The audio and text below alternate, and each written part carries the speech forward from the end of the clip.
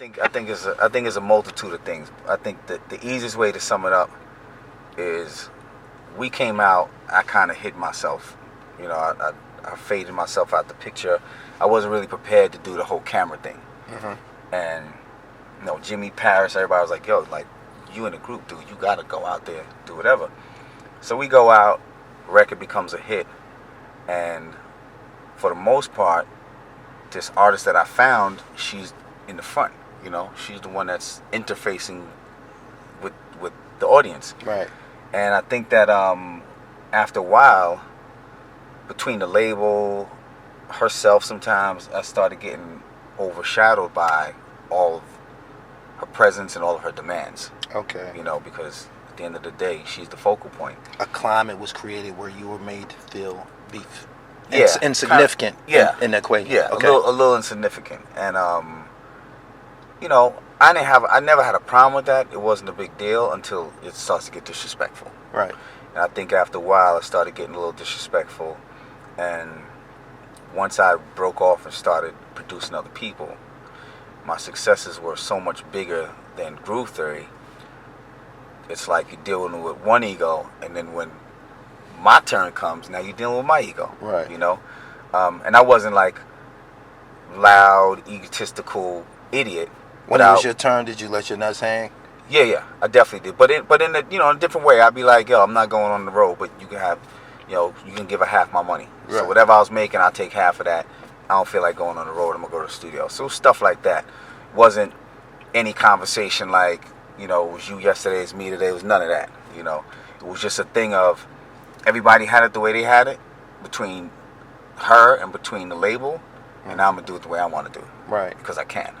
You know what I'm saying? So from there, I just think between that and then you always got voices around. Everybody's talking shit, and everybody's in the air of me or in the air of her. That happens with anybody that's in the limelight. And I think between all of the secret meetings and the whispers and everything, that it got to the point where I woke up one day and was like, yo, I'm good on this. And they were like, well, she's not really stressing either. I was like, cool. So then let her go do a solo joint, and I'll go put somebody else in the group. So that was that. Yeah, because Group Theory was always intended to feature a new singer each project. Okay. Always. So I was like, I'll just get another singer. I wanted a new energy and a new sound anyway. Groove Theory was like an energy. Yes. A movement. Exactly. Okay, it was more like a soul, like a, you know what I'm saying? And any vocalist could have filled that slot. Exactly. Yep. So it was more so about like Groove Theory was group. Production. Yeah. Got it. Yeah. Got it. Definitely a producers group. Yeah. Got it. Yeah. Damn, you fucked me up with that. So you started to, after Groove Theory, you started to experience a lot of success as a producer. Yeah. Let's talk about it. You did a dynamic record with Toni Braxton. Tell me what that was like. That was a game changer. Huh? That was a game changer. Okay. Yeah, I met Toni and I met L.A. Reid the same day, and me and L.A. got real tight because he was a beat programmer for L.A. and Babyface. Okay. He was the one that did the beats. Kenny did all the other stuff. So me and him gelled real good. I go down to Atlanta, hang out with him, me, my man KP, and LA. We hang out a lot, spend a lot of time together, and he just really believed in me as a producer. And then me and Toni, we had our thing. We were dating for a while, and one day she was like, "Yo, I want to ask you, but I need an up tempo, and that's kind of that's your shit." Right. And I was like, "Well, I didn't want to ask you either, but." Yeah, like I want to do the same shit. Like, let me. Oh, you wanted a record too? Yeah, both of y'all wanted a record. Exactly, And I had close calls with other people. Like Haitian Jack introduced me to Badan. I was trying to get on that album. So when you're a producer, there's a lot of them close calls. Right. But shit never goes down. Yeah. And then with Toni, it was just a straight conversation where she was like, "Yo, let me just be straight up. I need a fucking record." And I was like, "Let me be straight up. If I could get on your album, right, I'll be very happy." Remember I told you there's some anxiety attached to me doing my work, and it's not over with until... Exactly. You know what I'm saying? Yeah. So you and Toni, y'all agreed that y'all gonna work together. Yep. What happened next? So I sent her the record that I played for her maybe 10 months to a year earlier, because I was on the road so much. I didn't have time to make no new music. So I gave her that record. She called me back. She was like, "Hon, this is it." I was like, "What you mean this is it?" She was like, "This is the record. Like, this is gonna be my single." So I was like, "I sent you this record a year ago." And she was like, "Nah, no you didn't." So I wasn't gonna argue. I was like, "All right, fuck it, whatever."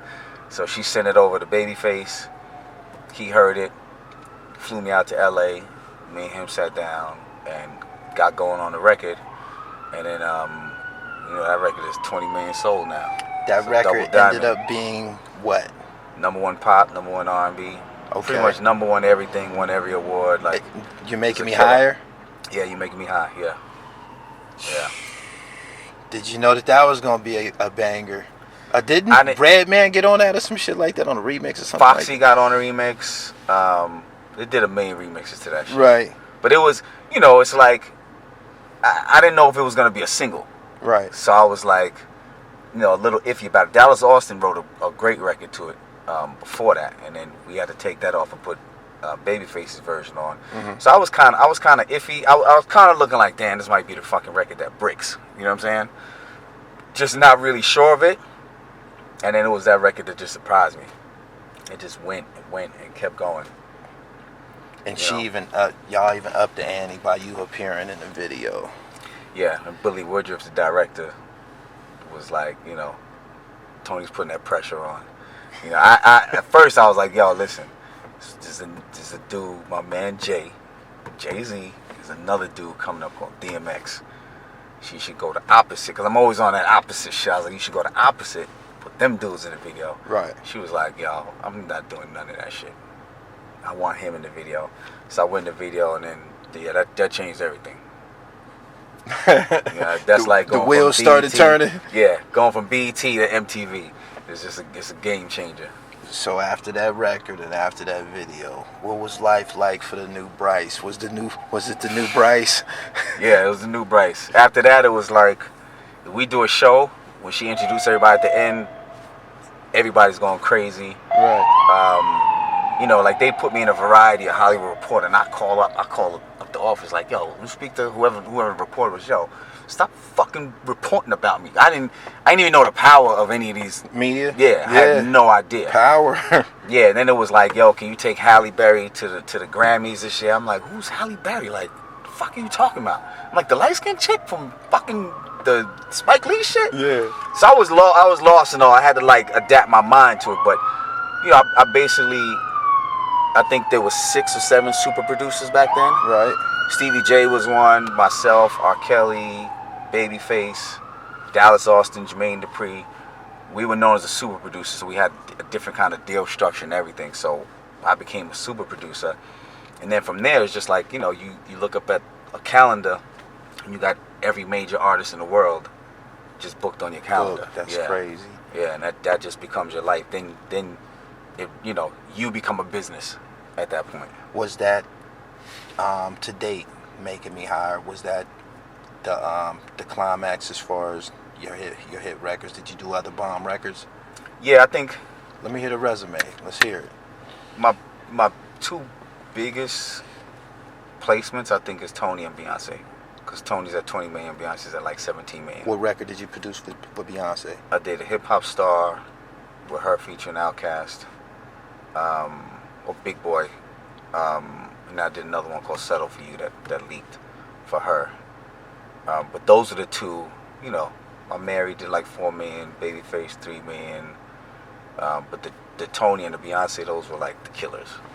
You've been out of the spotlight somewhat in recent years. Are you still sharp in the studio? You still go in the lab and, fuck with the software and see if you still got it? Yeah, I'm going back in the studio now, but I'm getting, I've been working with electronic DJs for the last maybe 8 years. Okay. So I taught myself how to produce like they produce, which is completely different than how I came up. So I always, before I go in and work, I always go in and kind of re-educate myself on what's going on, because I'm never going to sound like I did in the fucking 90s. Right. And I hear people like, oh, bring that groove theory, so this shit annoys me. Because I think that, people talking about R&B is not dead. R&B is fucking dead. I've been in conversations recently, and you know, I have my social media platform, so people have put in my comments, no, there's good R&B out, and they list some people, and I'd be like, well, it don't have no hang time. You know how Exactly. we talking about a record from 25 years ago. We still talking about. They don't have timeless music these days, No. and I personally, I don't hear any of And it. it doesn't move the culture.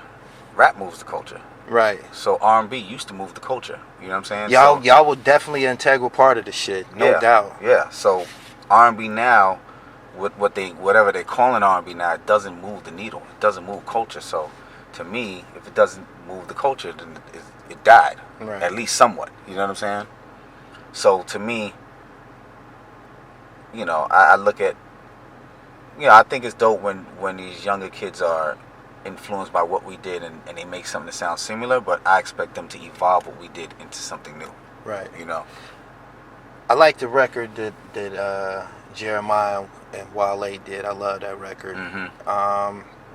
It seems to me that whenever we do hear a little bit of R&B, they're probably featured on a hip-hop record or something like that. Exactly. But being the focal point, being an actual R&B star, seemed like it's a lost art and shit. Yeah. Unless you're white.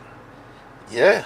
R&B is kind of like held for them, you know? How did it get to that if it's called rhythm and blues? How did we lose handle on it?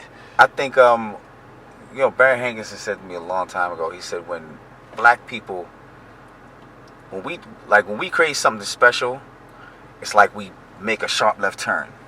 And it's like the people trying to be like us go straight and hit that wall. Oh, wow. But then once we get the radio and we get the accolades and we start feeding into the acceptance, we dumb it down. Or we dumb it down so much that anybody can do it. Right.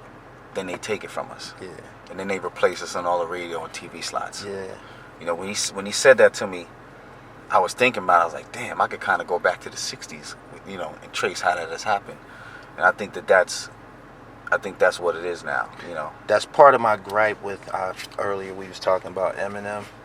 If we allow a narrative to exist online where they calling Eminem the greatest of all time, and it's 2020, 20 years from now, 15 years from now, we could be removed from our place as the rightful owners of hip-hop music. The same way that they, you know, removed Chuck Berry and those guys and tried to tell us that Elvis Presley was the king of rock when that just wasn't the truth. Exactly. Well, yeah, I think like we gotta fix ourselves, because I think that black people have a habit of we play each other a certain way. You know, I will never forget when I was turning 35, 36. I was like, damn, am I over? Because every artist was 21, 22. Right. You know what I'm saying? And now we keep redefining age. So that's a good thing, but it's like I think that we need to like embrace embrace what we do differently. Right. Instead of being so eager to just running through the revolving door and trash it, you know, and then accepting whatever the mainstream media feeds us. I think that's a major fucking problem. Like, it's like when I hear music with people, when I look at what people love, I'm like, damn, 15 years ago, we would have had enough sense to be like, nah, that shit is trash. That's whack, yeah. Yeah, you know what I'm saying? Now it's like, well, it's force fed down our throats, fuck it, we like it. You know, it just has to appear a certain amount of times in their peripheral and in their main view, and it's accepted, versus us having the independent thinking to actually, as a culture, say, this shit is hot and this shit is not hot.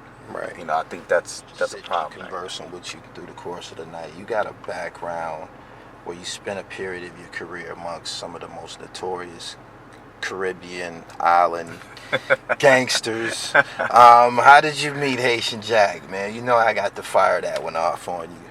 I don't know where I met Jack at, but when I was young, Jack, we're not the same age, so I would just be around. You know what I'm saying?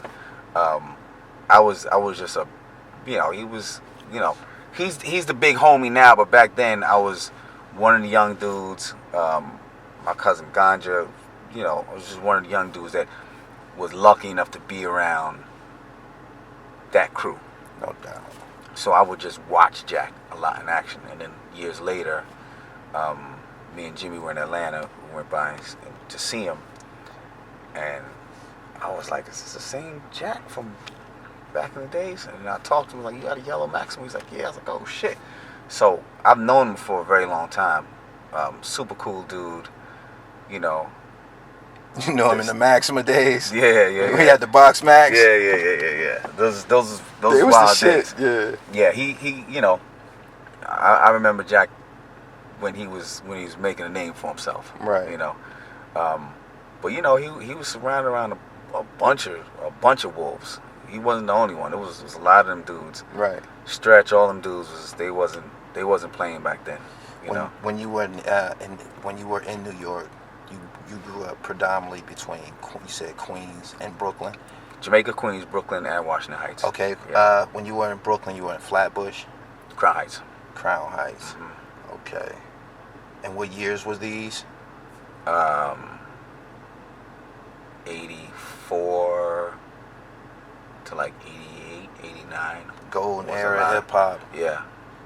What was New York City like back then as hip hop was starting to make guys rich? It was nuts. Me watching it as a kid, I remember when guys they dressed a certain way, and then all of these big ass chains just flooded the industry. Everybody was trucked up all of a sudden. If you could wear it, yeah, for the ones that could wear it, you know, a lot of New York was like, I think it was one of the greatest eras ever, because that New York made the world we live in now. Yeah. You know what I'm saying? Like, that was the first time that as black people we had our own art, language, fashion, and music. Yeah. You know what I'm saying? And, you know, on the other side of that, it was the crack era. So then you had crime on the other side. It was like this beautiful art happening and this beautiful expression.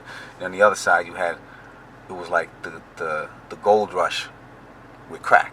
You know what I'm saying? Looked like fucking gold rush. Yeah, where it was just time to enterprise. You know, so, you know, and then that had the other side. You know, because then you had, you know, people had to witness their own family members being strung out on crack. Yeah. You know, so, you know, it was a lot going on at the same time, but it was a beautiful era.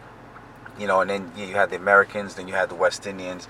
That's when West Indians found their pride. You know, in the early 80s, like 82, 83 is, you know, they were calling all the West Indians coconuts. You know. Okay. But if your parents were born in America, you consider yourself American. You know, but after a while you hear coconut, it's like, wait, I think I'm coconut because of what you eat, what you listen to. You know what I mean? Yeah. And then by the time the late 80s, early 90s, there was more of a cohesiveness with West Indians where it became cool. Yeah. Do you think that has something to do with entertainment? We started to get the Super Cats. We started to get the Shabba Rankses. You know what I mean? It might have been, but you know, I think it just came with the influx of Caribbeans into New York, and then businesses starting to build for Caribbean business. Got you. You know what I'm saying? Like, this is a store that sells Caribbean products. This is, you know, maybe a beauty salon filled with West Indians, you know, or this is a club. You know what I'm saying? Right. Like Peyton Place in Queens, Love People's in Brooklyn. You know, I think that's where that pride really started to come, because now you have strong communities, right, full of Caribbean people. Yeah. Can you tell my viewers what Love People was in Brooklyn? Love People was you know, I think it was a funeral home before. It was. Yeah, then Love People's, I think, is a funeral home again now. But it was like, Love People's was the place where you find all of the crews come. There's always a beef with somebody and somebody. When you say crews, like, what would be the ethnic background of some of these? All West Indians. Okay. Yeah. So this is an island club, frequented by islanders. Yeah, definitely. Okay, so when you say crews, you're probably talking about maybe the Spanglers, the Shower Posse, the Rankers, Gully Man, all of that. 90s crew, all of that. In the same building. Yeah. And there's always a problem with one crew to the next. So the nights usually ended with somebody getting bodied at the end of the night. I did hear that. Yeah. Unfortunately. But that was the excitement of it. Yeah. You know what I'm saying? That was part of the lore of the club, was something's always going to go down. Somebody gonna get bodied at the So, you know, niggas is crazy. Yeah. It's a bunch of posturing. You know, back then it was just different. You know what I'm saying? You go to the club, you got your Heineken, you just sit there, you know. Right. You got your crew, you keep your corner, you good. Right. You know what I'm saying? But yeah, somebody bump into somebody, yeah, it could turn into a whole another thing. Oh boy. Yeah, for sure. Bryce, you've been a great guest, man. I really Thank you, appreciate us getting together, man. Yeah, it's been a minute, right? Yeah, it's been a minute, man. I'm glad I finally got it done, man. Because like I said, everybody don't give me the access. I'm glad you chose my platform to, you know, share your story. Yeah, man, I'm proud of the work you're doing. Like I like watching you as a, you know, personally and as a business. I like watching, like I've watched your growth. You know what I'm saying? Like I see you. You know, the thing that I don't like about people in the spotlight is when it's like what people don't realize about this shit is the more you sell that destructive message, is the more reward you get from corporate America. It's a which is damn basically the shame. government. It's Exactly. a damn shame, right? And I that's a problem for me. What I like is as that person limelight, as they grow their audience. Right. You know what I'm saying? You traveling, show them. You know what I'm saying? You interviewing these people, show them. And I like that you do that. That wherever, as you're growing, your audience is growing. You're enlightening and taking them with you. You know what I'm saying? Right. Instead of keeping them pigeonholed in, you know, because your site started out with all of the street stuff. And there's a lot of people that's all they're ever going to do. Yeah. And they putting time limit on themselves with that. Yeah. You know, it's like sky's the limit because you're addressing different subjects, like things that interest you as a person. You're just exploring it, you know. Exactly. That's dope. That's exactly what I'm doing, man. Appreciate you, man. Thank you, brother. Hope that we can get together again Absolutely, soon. absolutely. I'm looking forward to you returning to music. I Thanks. hope you and homegirl get y'all shit together. I hope y'all get y'all shit together. Cause we You ain't the deserve, only one. man. We deserve a performance, man. I would love to take, you know, my lady never know. friend and somebody that means something to me to a Yeah. Groove Theory show because y'all so hip to my crowd. My age, y'all are so hip. When I'm riding in a car and Tell Me comes on a 90s channel, the volume immediately gets turned up. Yeah. And everybody is just in a great space for them Yeah. few minutes that y'all performing. Yeah, it's a wide age range of people that fuck with that song. For Yeah, sure. man. Yeah, So and the album. we feel cheated. I hope she get a chance to watch Homegirl. We feel cheated. Y'all gotta get y'all dribble right, man. Yeah. Like seriously, man. Now, I Like think there's karma with it. Like that's why I gotta go back to it. Like even if me and her don't, like I gotta go back because I feel like there's karma. Like you want something so bad, and then you get it, and then it's like then you fuck it up. yeah, Which is fine, but as long as you fix it, you know what I'm saying? It's Right. fine as long as you can realize that, look yourself in the mirror, and go back to work. So I feel like I feel for both of us it's a karmic debt we have, but I can only take care of myself. Now, did you have any prior training vocally? Because I'm in the same vehicle with you. We've been fellowshipping on internet, and I don't see R&B nigga in you at all. But you was able to pull it off for a few minutes. You know what I'm saying? Like this ain't no singing ass nigga, man. What did you do? Did you go in the booth and close your eyes and just started harmonizing and it came out? Because where did you draw that? Where did that come from? I just became a student. Honestly, I never even heard gospel music till I was 19. Damn. Like I discovered gospel music was like I didn't even know that the voice could do that. You know what I mean? But right. I'm just like, it's just like you with your film stuff. It's like I'm just a student. Like I'm always open-minded. When I make a definitive decision, it's by the math. It's because I see these things work and I put it together. Other than that, I'm always open-minded. So I think that me being open-minded and surrounding myself with real musicians, you know what I mean? Even AMEL was one of my teachers. AMEL was classically trained and she Right. became a good teacher. So I think that, just stay open-minded. Like, you know, I'm listening to a lot of different kind of stuff now, just to change the colors in my head for what I want to come out with next. But Right. I think that's the name of the game. I'm looking forward to a Bryce Wilson produced project and just some Bryce Wilson music. But y'all got to get that Groove Theory shit together, man. Go ahead and drop out. Go ahead, give me a drop for Gully TV, Bryce. I appreciate you appearing, man. Definitely. Y'all, this is Bryce Wilson. You here with my man, Gully. Watch Gully TV. My man.